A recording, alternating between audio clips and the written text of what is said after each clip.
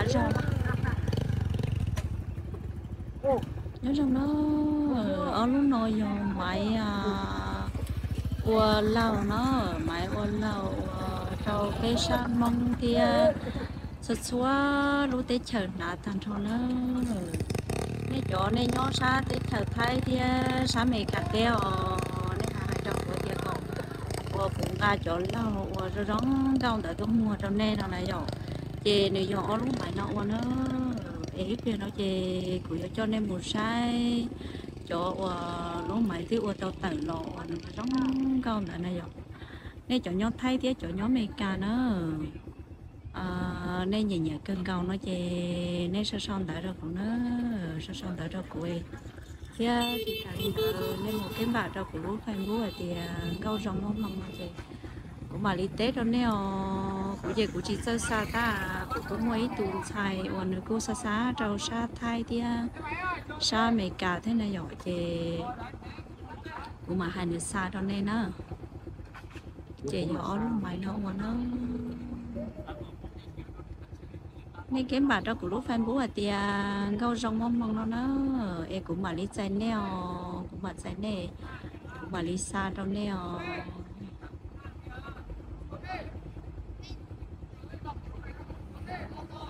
ô em lúc mãi mỏng mất chi một sự sốt té nè mua đã hả rồi nè mà đâu mua đã cơ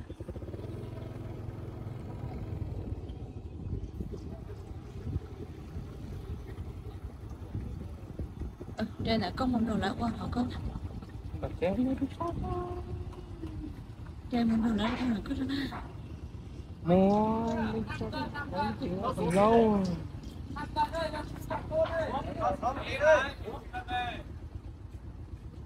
bây giờ tiktok có chưa giờ ông cỏ nó họ to nha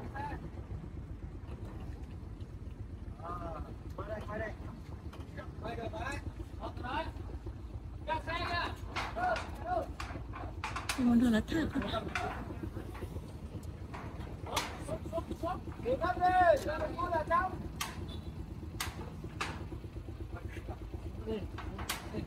ô tôi chịu sầu đầy như sầu nè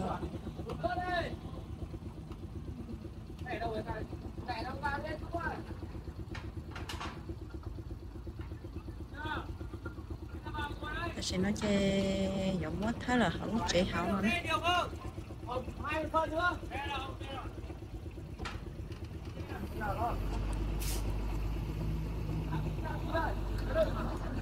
chế nào nó lúc chế nào cả nó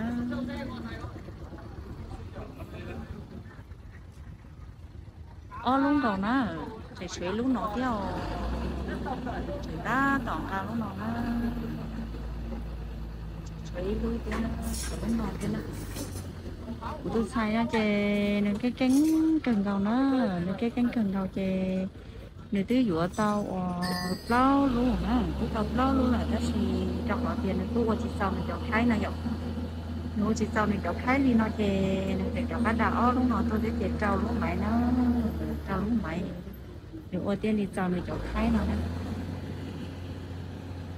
để đi cho chè này đóng tao cùng cầu nó qua tao chè xong tao cùng cầu nè chỉ cho nên ngành cả là một tí to chè này thứ phổ là nó nhỏ này thứ phổ là thì nó đóng đâu cần lò đó họ cho chị tao lò lúc tí tối chạy nên chị phổ nè họ cho lò tí tối chạy nên tí phổ là nhỏ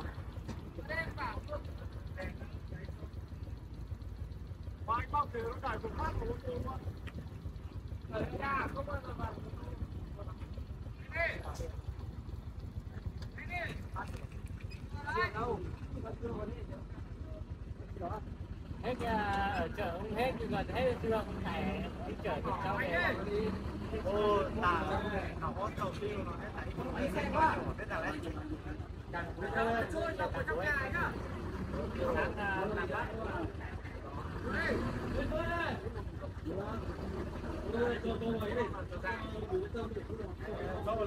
nó mới dài nữa biết đi chạy tàn cho nó không có lười luôn ở đây má tôi chỉ cho đi chết xá rồi nó còn còn đi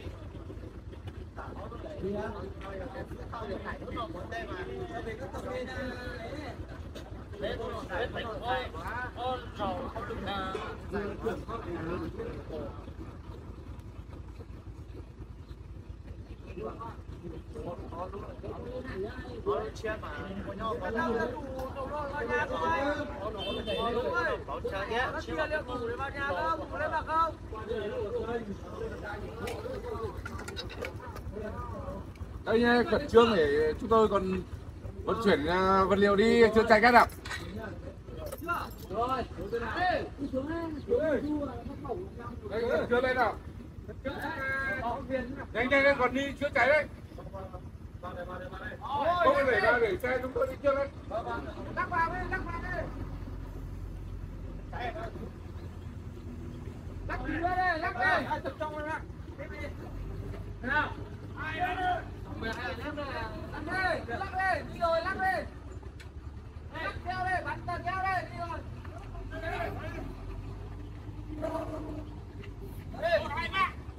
Con đưa đi. Nhấc lên đi. Nhấc cao lên học hết đường kìa. Lên đưa đi. Chưa? Lên ngồi lên để đặt cái bánh vào đây cho gần nhau luôn. Rồi.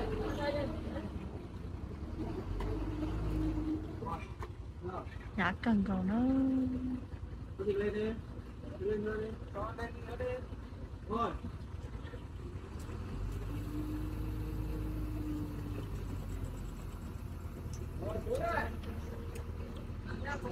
Đấy nhá.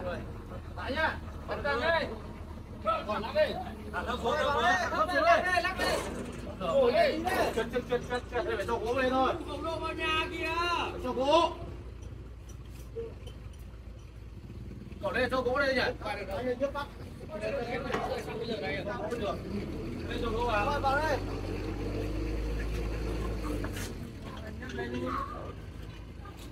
Đấy, vào đây đi.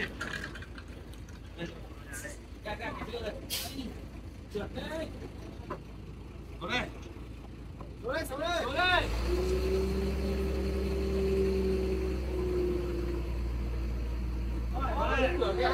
Lắc đi. Cửa kéo đi. Ôi, kéo đi. Bắn ra đây bên này thì hút cân về. Hút cân về nhiều vào. Hút đây, thế. Hút đây. Lắc thẳng đi. Rồi, anh chị ơi, đi qua được. Tôi thêm tí vào đây để bỏ đồ này ra. Từ bên này lên trước. Để cho người ta đi đường theo luồng đã, sao nào bây giờ chèn vào đấy. Chả biết để đi vào xong vào đây.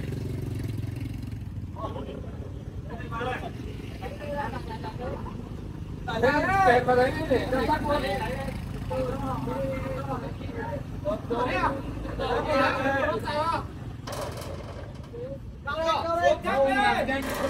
Tôi con xe đi. Vào đây. Vào thẳng đi. Vô ra. Chạy lên. Đi đi.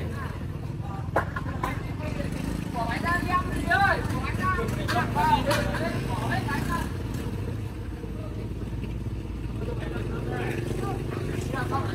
đồ trẻ đó.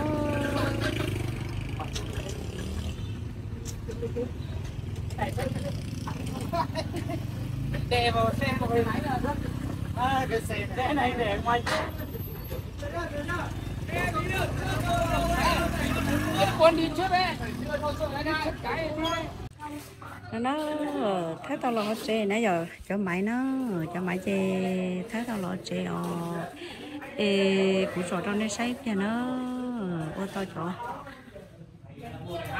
cho nó chê cho đá cho nó cho đá cho bé chọn món nào nữa rong câu cần cầu nó cái chết cần cầu cho nó chê này cho nó pan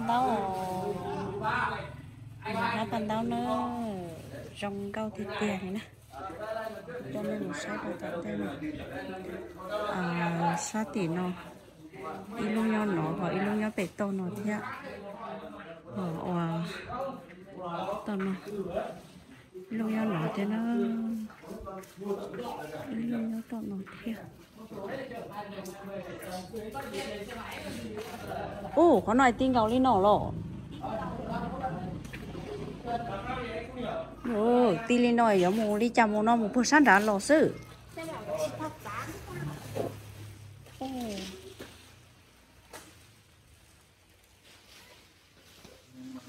có tao trong đó hành đó giống máy nó này tao giống gạo cần gạo nữa nặng mấy tấn, nặng mấy tấn,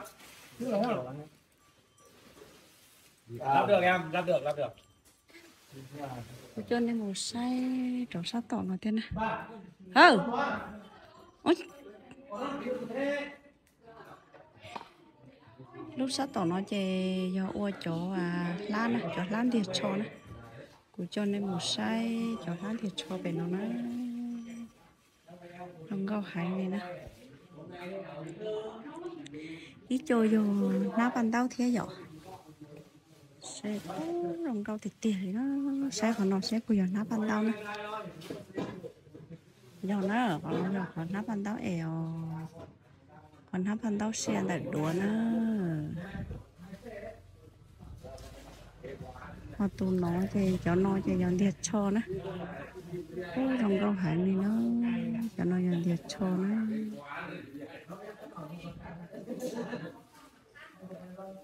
cho nó chơi cho đất cho nữa nên chỗ nên nhau sát thái nên nhau sát thái chứ sao mình cả tên nên hai tiệc cổ vùng tôi mua tỏi nên là tất gì của tôi chỉ tao chơi giờ nên xài dũa nó chơi nên cái bảo đó của lúc phải bố ở tiền gâu rong mong nó chơi cũng mà đi chạy neo cũng mà chạy nè cũng mà xa đó nên tao nữa cũng mà xa họ mới điện tôi đó nên xem nó giờ tiền nên nhiều nè rong gâu cần gâu nó mua chúa giả cần gâu nó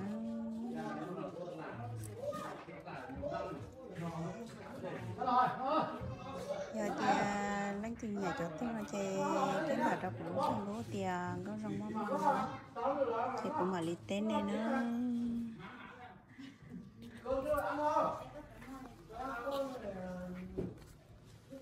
chiều bé mà đi lò xin chỉ đua lửa đài nó chạy của lòn dính nên đi xíu của lòn dính nên đi rồi bé mà xin chỉ đua lửa đài nó nên thì nhà nó chạy cái bà đó của lúc hai bố tiền có rong mong nó thì nhỏ rong neo